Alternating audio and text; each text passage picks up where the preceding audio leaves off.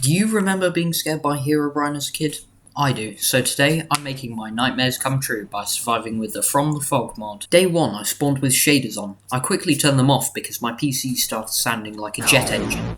I then punched down a tree, mined some stone, eviscerated the wildlife, normal Minecraft stuff really, before making a fence and going to bed.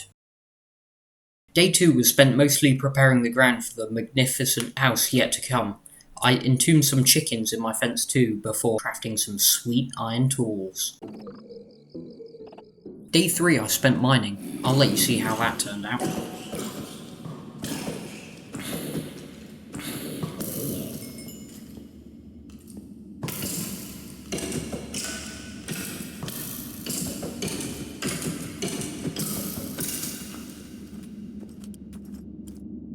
Day 4 I mostly wasted running around. However, I did start a little farm and make more animal pens.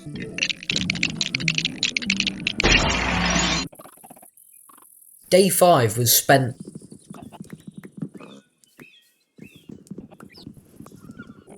Day 6 I started work on my house and... Wait, did you catch that? No, here it is again. I can't believe I missed it. It's fine though, because when I was mining stone, his steely gaze caught me again.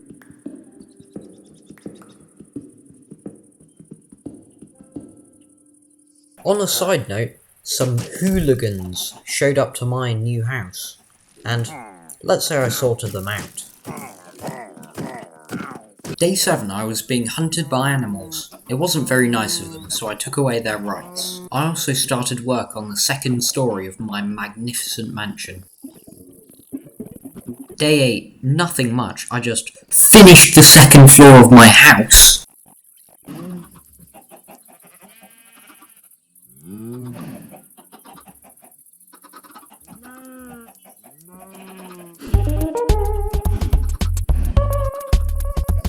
Day 9 I decorated the outside of my house before remembering that doors let you breathe underwater.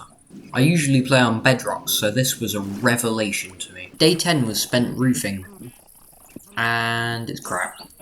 I then proceeded to hide in the menu for 10 minutes in shame. Days 11 and 12 were also spent roofing, and it's not that bad.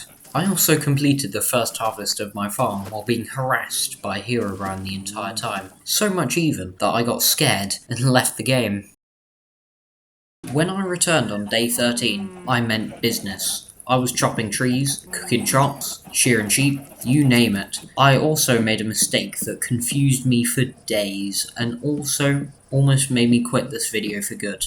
You'll see later. For now though, I spent the rest of the day picking flowers to colour my new carpet. I started off day 14 fueling my thirst for blood.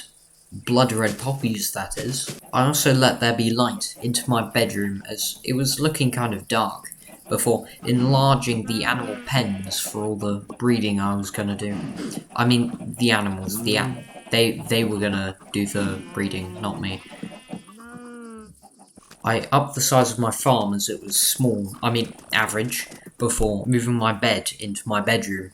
A wandering trader thought I was inviting him to a sleepover though, and he invited himself in. Day 15 was spent on a spiritual journey to craft the perfect chair. I started with a large sofa but quickly downsized as the only friend I had kept disappearing. Day 16 I was inspired to make some art which I proudly displayed on my wall. I then started assaulting a chicken with eggs until she became a mother.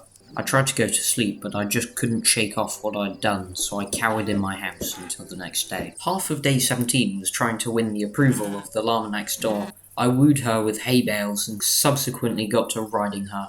She asked me if I looked fat in that carpet though, and I said yes, so we ended up breaking up. I still had insomnia that night, and I was starting to think the real monster was me, before realising the big mistake from earlier was that I didn't light up my roof. I found 2 freeloaders in there, and I evicted them before they could call squatters' rights.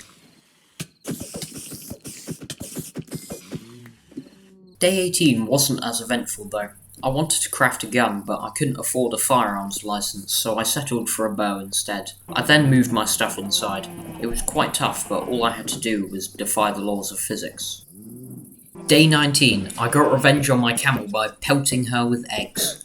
I then found a mother of 5 and murdered her in cold blood. I'm the mother now. Next, I did what all great parents do: abandon their kids at the first opportunity to become a pirate.